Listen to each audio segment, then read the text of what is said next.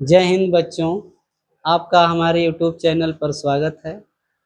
आइए अब हम अपने चैनल के माध्यम से आप लोगों को त्रिकोणमिति की समस्याओं को समाधान करने को सिखाते हैं। सबसे पहले इसके फार्मूलों को आप देखिए और फार्मूलों के बाद प्रश्नावलियों को पूरी तरह से सरलीकरण करके देखा जाए कि कैसे हल होगा। हम उम्मीद करेंगे कि यह पूरी प्रश्नावली और पूरा मैथमेटिक्स के क्वेश्चन आपके जीवन में काम आए और जिससे आपका उज्जवल भविष्य हो।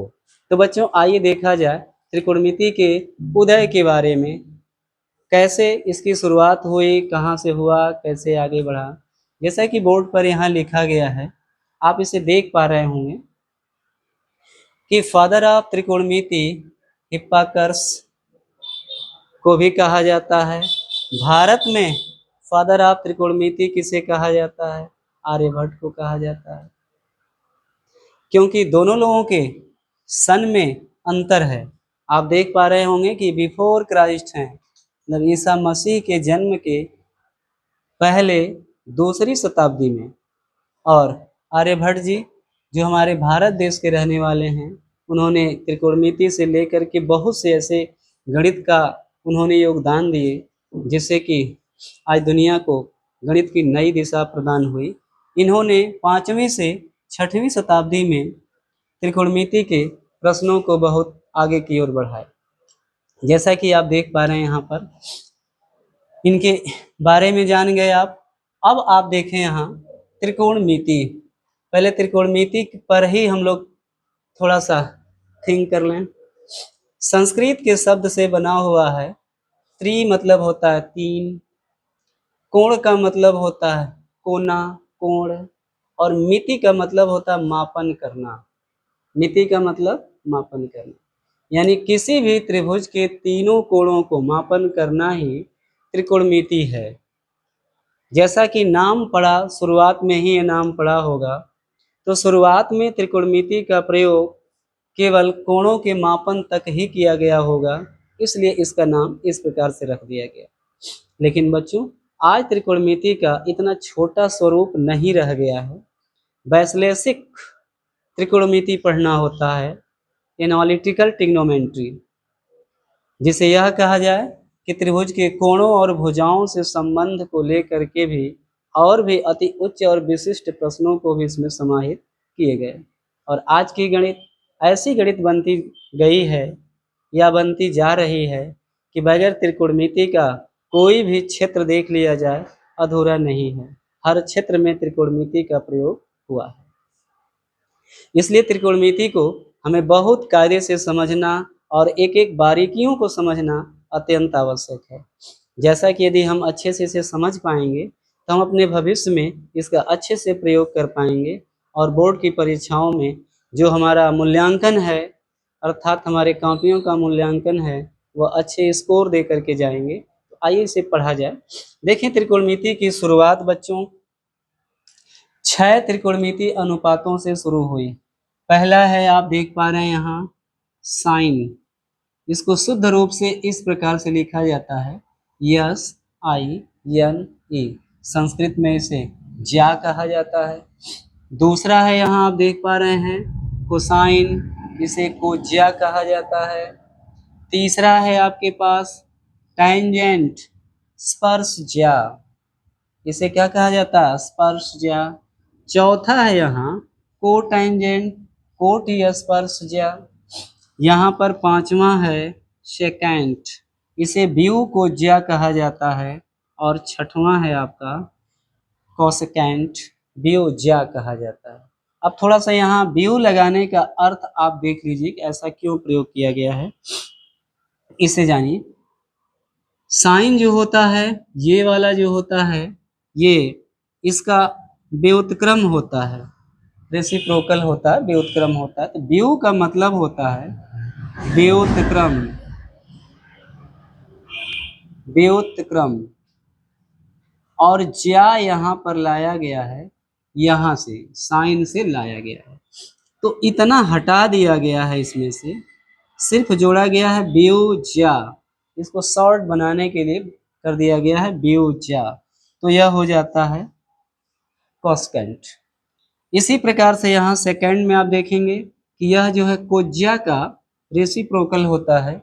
जब कोज्या का रेसिप्रोकल होता है तो यहाँ पर भी व्युत्क्रम में से इतना शब्द को अक्षरों को हटा दिया गया है, जो शेष बचा है जोड़ करके यहाँ बना लिया गया है व्यू कोज्या, क्योंकि यह कोज्या का जो है व्युत्क्रम होता है। ऐसे ही ये कोटेंजेंट को भी आप बना सकते थे व्यू स्पर्श ज्या, क्योंकि यह टेंजेंट का अपोजिट अर्थात रेसिप्रोकल होता है।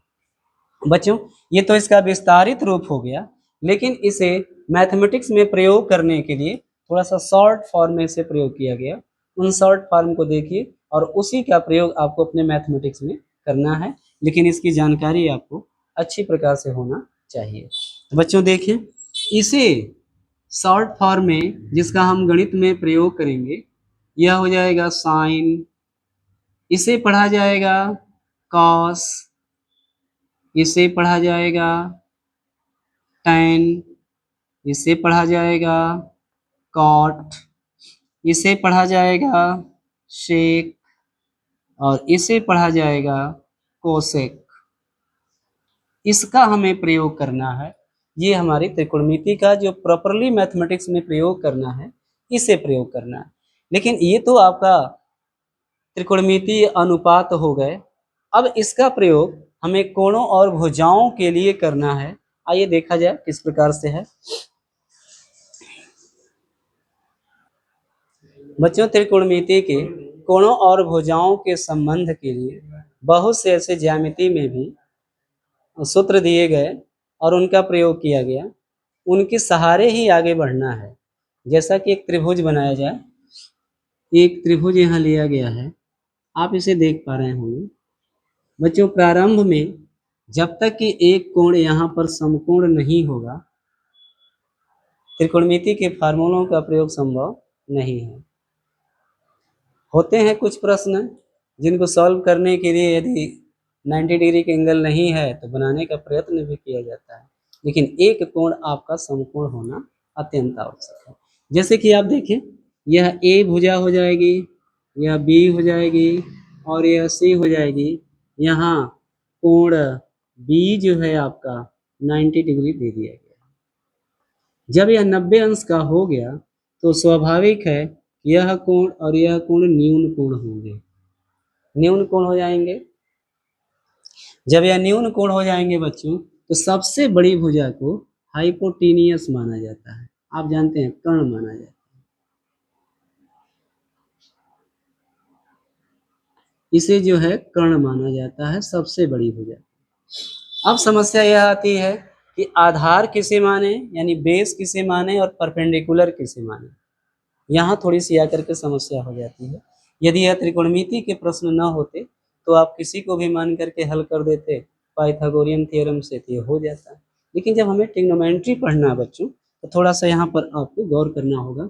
यदि आप इसे एक एंगल मानते हैं, सपोज करें थीटा, इसे क्या पढ़ेंगे थीटा, चूंकि स्टार्टिंग है यह थीटा है, यह एक सिंबल है, यह क्या है एक सिंबल है। थीटा क्या है एक सिंबल है जो कोण को रिप्रेजेंट करता है। किसको रिप्रेजेंट करता है?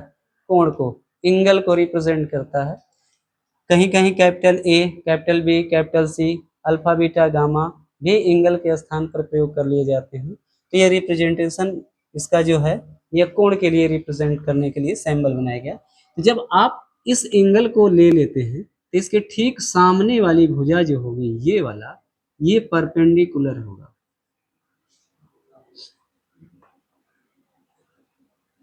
यह ध्यान रखिएगा, इसे लंब कहा जाएगा। इसे ध्यान रखिएगा, जो एंगल ले लिया जाएगा उसके सामने की जो भुजा होगी वह परपेंडिकुलर होगा, और जो शेष बचा हुआ है यह जो हो जाएगा बेस, जिसे कहा जाता है आधार। ये संबंध आपको प्राप्त होंगे। यदि इसकी जानकारी आपको प्रॉपर्ली अच्छे ढंग से हो जा रही है तो आप क्वेश्चन को बहुत आसानी से लगा पाएंगे। सबसे पहले आप देखें, कोई भी त्रिभुज बनाएंगे उसमें एक कोण, कम से कम एक कोण जो है आपका 90 डिग्री होना चाहिए, और इसके बाद जिस एंगल को लेंगे उसके सामने की भुजा जो है परपेंडिकुलर होती है, और जो सबसे लंबी भुजा होती है वह हाइपोटेनियस होती है। इसके बाद आप जान जाएंगे कि जो शेष बचा हुआ है वो बेस ही होगा। अच्छा बच्चों, जब इतना आपको पता हो जाएगा तो त्रिकोणमितीय अनुपातों में आइए हम लोग समझने की कोशिश करते हैं। सबसे पहले फार्मूला मिलता है पाइथागोरस प्रमेय से। यहाँ मिल जाएगा कर्ण का वर्ग, आप देख पाएंगे कर्ण का स्क्वायर करेंगे इक्वल टू मिल जाएगा आधार का स्क्वायर और प्लस हो जाएगा यहाँ पर लंब का स्क्वायर। बच्चों छोटी कक्षाओं में इसे आपने पढ़ा होगा, लेकिन लाइए यहाँ पर भी थोड़ा सा इसकी परिचर्चा कर दिया जाए कि ऐसा क्यों होता है। बच्चों आप देखें, एक यहाँ पर ट्राइंगल बनाया गया इस प्रकार से, ये आपका हाइपोटेनियस है, इस पर भी एक स्क्वायर बना लीजिए। जब इस पर एक स्क्वायर बनाएंगे तो स्क्वायर का एरिया का फार्मूला कितना प्राप्त होगा, भुजा का वर्ग होता है, साइड स्क्वायर होता है, इसी का साइड स्क्वायर कर दिया जाता है। और इसके बाद क्या होता है, इस पर भी एक आप जो है बना पाएंगे, स्क्वायर बना लेंगे और यहाँ पर भी आप एक स्क्वायर बना लेंगे। तो यह जो है एकदम सत्य पाया गया कि इसके परपेंडिकुलर पर बना हुआ जो स्क्वायर है इसकी एरिया निकालें और बेस पर बना हुआ जो स्क्वायर है इसकी एरिया निकालें, इन दोनों को एरिया का सम प्राप्त करें अर्थात इसे जोड़ दें तो हाइपोटेनियस पर बने हुए जो स्क्वायर है उसके एरिया के इक्वल हो जाता है। इस प्रकार से ये पाइथागोरस का प्रमेय आप देख रहे हैं कि यहाँ तैयार हो जाता है। तो यहाँ हो जाएगा, इसको शॉर्ट में इंग्लिश में लिख लिया जाए, हाइपोटेनियस का स्क्वायर इज इक्वल टू यहाँ बेस का स्क्वायर और प्लस हो जाएगा परपेंडिकुलर का स्क्वायर। सेकेंड को फार्मूला आएगा इसमें, यदि इसको को हम कन्वर्ट कर लें कि हम बेस इक्वल टू लें तो इसको इधर ट्रांसपोज करके ला लेंगे, यहाँ हो जाएगा आधार का यदि आप वर्ग कर देंगे तो यहाँ मिल जाएगा कर्ण का वर्ग माइनस हो जाएगा यहाँ लंब का वर्ग। इसे अब आप देख पाएंगे, यह बेस का स्क्वायर कर लें इक्वल टू हाइपोटेनियस का स्क्वायर हो जाएगा और माइनस यहाँ पर परपेंडिकुलर का स्क्वायर हो जाएगा। थर्ड फार्मूले को देखिए जो इससे बन सकता है वह है यहाँ से इसका हम निकालें लंब का वर्ग निकालें, यहाँ जब देखें हम लंब का वर्ग बराबर हो जाएगा कर्ण का वर्ग माइनस हो जाएगा आधार का वर्ग, यहाँ हो जाएगा परपेंडिकुलर का स्क्वायर इक्वल टू हाइपोटेनियस का स्क्वायर और माइनस हो जाएगा बेस का स्क्वायर। बच्चों ये फार्मूला आपको लर्न होना चाहिए क्योंकि प्रश्नावली के प्रारंभिक प्रश्नों को पढ़ने के लिए हमें इन फार्मूलों का प्रयोग करना पड़ेगा। अच्छा, इतना जब लिख दिया गया बच्चों तो आइए अब कुछ रेशियो के संबंधों को जाना जाए। जैसा कि त्रिकोणमितीय अनुपात बताए गए हैं 6 हैं, उसमें आपस में एक दूसरे का उनसे संबंध क्या होता है उसे पढ़ लिया जाए, तब जाकर के हम क्वेश्चन को लगाने में समर्थ हो पाएंगे। तो बच्चों त्रिकोणमिति के कोणों और भुजाओं के संबंध को तो हमें सीखना ही है, लेकिन जो 6 त्रिकोणमिति के अनुपात हैं उन अनुपातों का आपस में क्या संबंध है इसको भी जानना जरूरी है, क्योंकि जब तक संबंध ही नहीं जानेंगे तो फिर प्रयोग हम लोग कहाँ करेंगे। देखिए ये है आपका नंबर 1 साइन थीटा, ये तो साइन जैसा कि त्रिकोणमितीय अनुपात बताया गया और ये जो है कोण ले लिया गया, यहाँ पर थीटा जो है इस कोण को लिया गया। जब यहाँ लिया जाएगा तो यह रेसिप्रोकल होता है 1/cos थीटा का, यह हो जाएगा cos थीटा का रेसिप्रोकल हो जाएगा। ये पहला हो गया। इसके बाद अब दूसरा आप देखें, दूसरा में है cos थीटा। जब cos थीटा को आप प्राप्त करेंगे यह मिल जाएगा 1/sec थीटा हो जाएगा, क्योंकि यह sec का व्युत्क्रम हो जाता है। इसके बाद देखिए तीसरा क्वेश्चन, तीसरे को देखें, यहाँ हो जाएगा tan theta is equal to, बच्चों यह cot का रेसिप्रोकल होता है, किसका होता है cot थीटा का होता है। अच्छा, इसको इस प्रकार से भी लिख दिया जाता है, अक्सर प्रयोग करने के लिए मिलेगा कि tan थीटा बराबर sin theta upon cos theta, यह भी आपको मिल जाएगा। तो कभी इसका प्रयोग कर लेंगे, कभी इसका प्रयोग कर लेंगे। इसके बाद जो है चौथा जो अनुपात प्राप्त होता है वह है कॉट थीटा। जैसा कि बताया गया थीटा कोण है, या 1 यहाँ हो जाएगा tan थीटा, क्योंकि यह tan का रेसिप्रोकल होता है, और यह जो है इसी का अपोजिट हो जाएगा, यहाँ हो जाएगा cos थीटा बटा यहाँ हो जाएगा sin थीटा। पांचवा आप देख पाएंगे, पांचवा जो है ये है आपका sec थीटा। जैसा कि बताया गया कि sec थीटा यहाँ देखें cos का रेसिप्रोकल है, तो यहाँ हो जाएगा 1 cos थीटा। अब छठवां आपको ये प्रश्न मिल जाता है cosec theta is equal to मिल जाएगा 1/sin थीटा, क्योंकि यह जो है साइन का व्युत्क्रम होता है, रेसिप्रोकल होता है।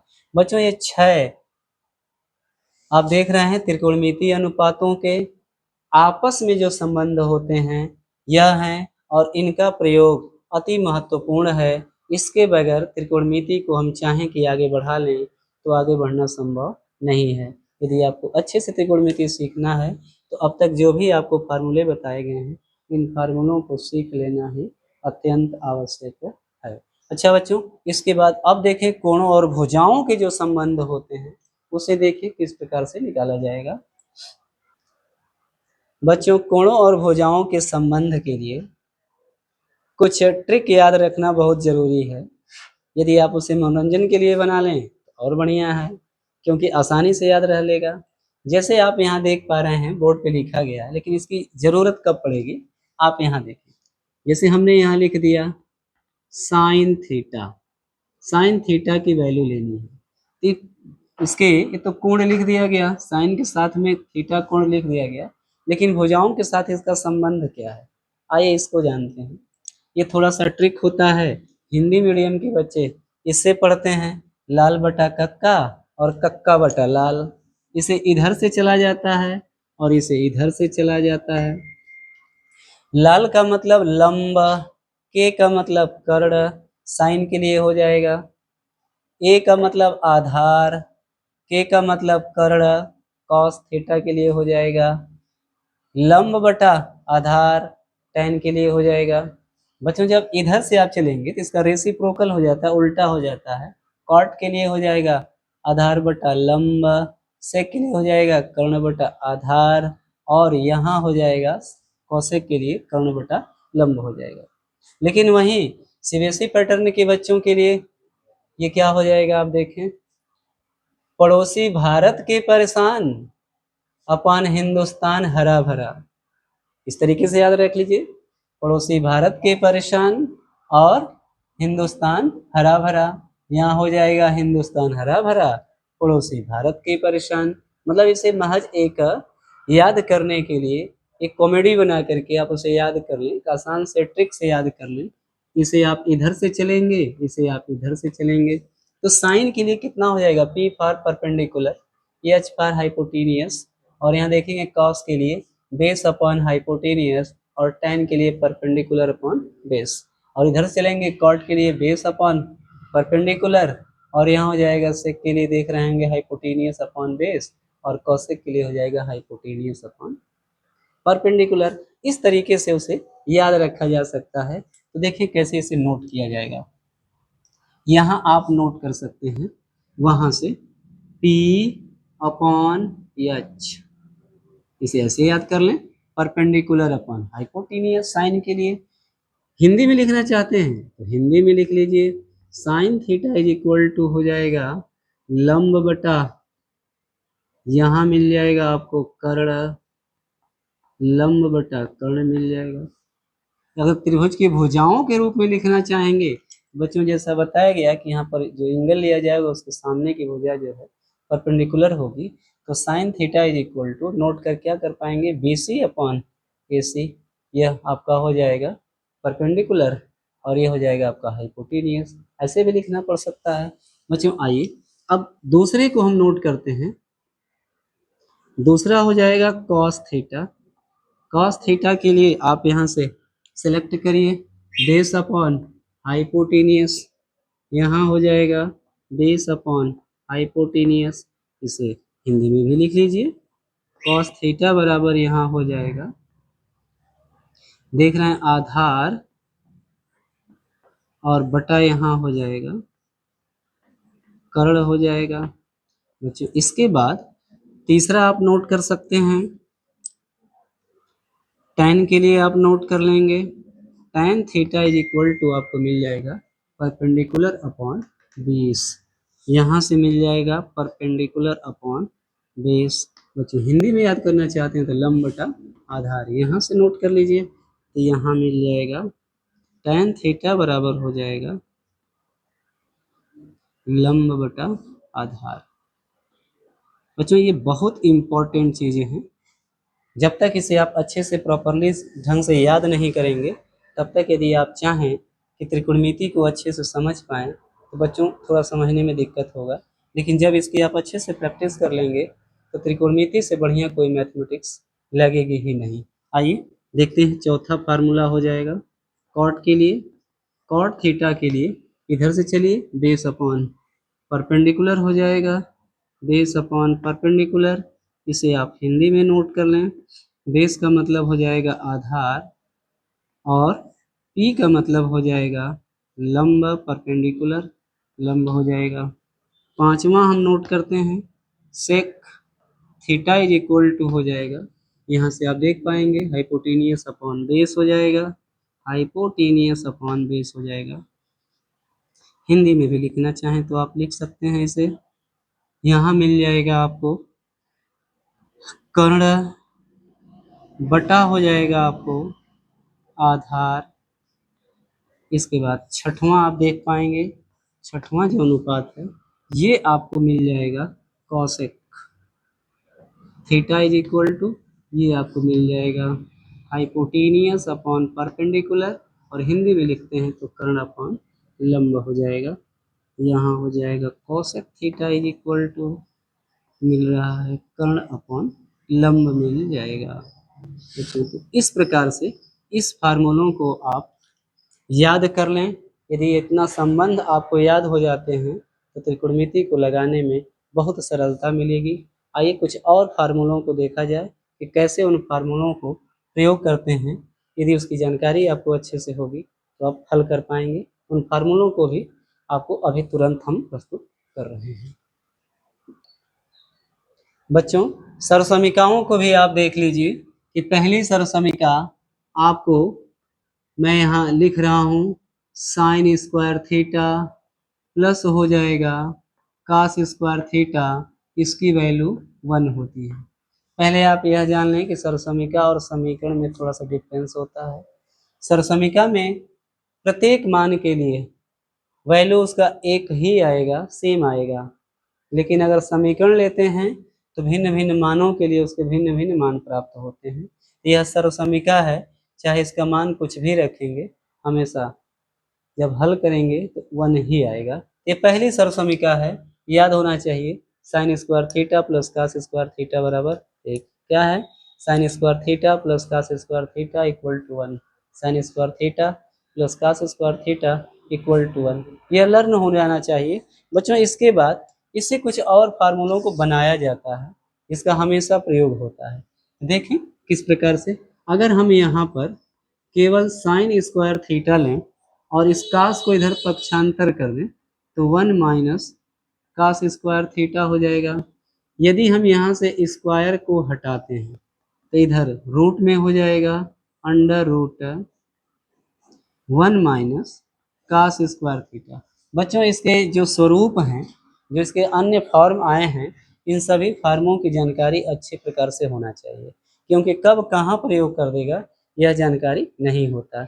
बच्चों जब त्रिकोणमिति के प्रश्नों को हम लोग पढ़ रहे हैं, पढ़ेंगे और भी आगे बढ़ेंगे तो यह समझना कठिन हो जाएगा कौन सा फार्मूला है और कौन सा प्रश्न है, सब उसी में मिक्स मिलेंगे, लेकिन आपको बारीकियों से पहचान करके उसे हल करना है और कौन कहाँ यूज़ होगा इसे आप ही को केयर करना है। देखें यहाँ पर, इसके बाद हो जाएगा, यदि आप कास स्क्वायर थीटा लें, इसको लें, इसको पक्षांतर करके इधर ले चलेंगे तो यहाँ मिल जाएगा 1 माइनस साइन स्क्वायर थीटा। यदि यहाँ से बच्चों cos theta is equal to लिया जाए तो यह भी अंडर रूट हो जाएगा 1 माइनस यहाँ साइन स्क्वायर थीटा। ये हमारी जो है पहली सर्वसमीका है, ये सर्वसमीका है पहली, और इसके जो विभिन्न रूप में बदले गए हैं इस प्रकार से बदला गया है। इसके विभिन्न रूपों को भी आपको याद रखना जरूरी है। अब दूसरी सर्वसमीका है, उसे आप देखें कि दूसरी सर्वसमीका क्या है। यह है बच्चों sec square theta minus tan square theta is equal to 1। आप देख पा रहे हैं यह साइन और कॉस में संबंध है और यह सेक और टेन के पदों में संबंध है, तो यहाँ मिल जाएगा sec square theta minus tan square theta is equal to 1। दूसरी सर्वसमीका sec square theta minus tan square theta equal to 1। पहली सर्वसमीका sine square theta plus cos square theta equal to 1।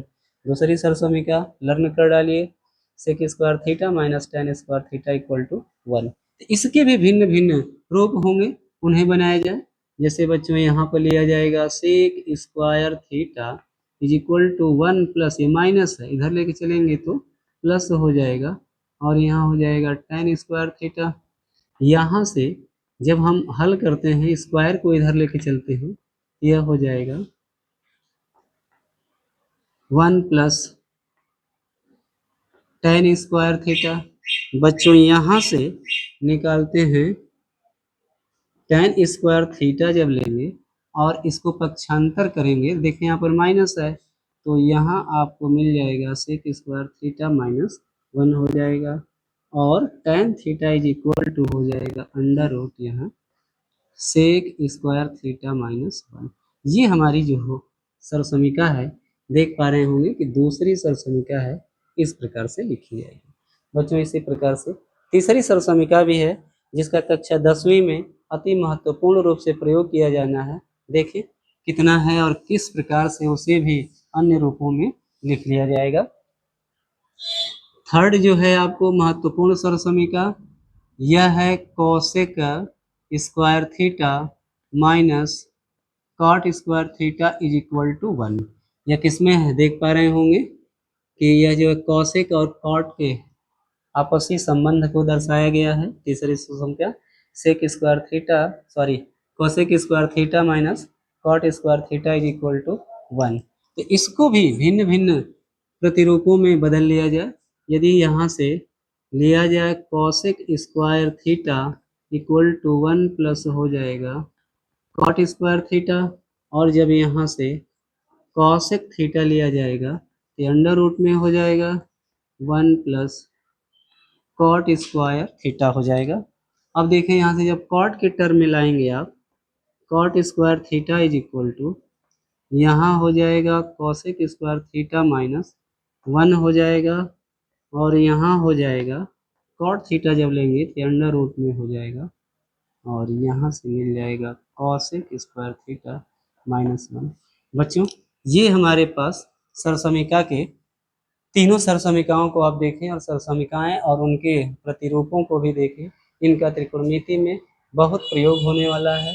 बच्चों हमें आज समझ सकते हैं कि आप जब इसके अच्छे से प्रैक्टिस कर लेंगे तो त्रिकोणमिति आपको आसान लगने लगेगी। आज आप यहीं तक प्रैक्टिस करते रहें और अच्छे से लर्न कर लें, अभ्यास कर लें, क्योंकि अगली वीडियो में कुछ फार्मूलों के साथ और तकनीकियों के साथ और प्रश्नावली के प्रश्नों को भी अच्छे ढंग से आसान ढंग से प्रश्न को हम प्रस्तुत करेंगे, उसका समाधान भी प्रस्तुत करेंगे, जिससे आपके जीवन में वह कार्यकारी हो, आपका भविष्य उज्जवल हो। तब तक के लिए धन्यवाद।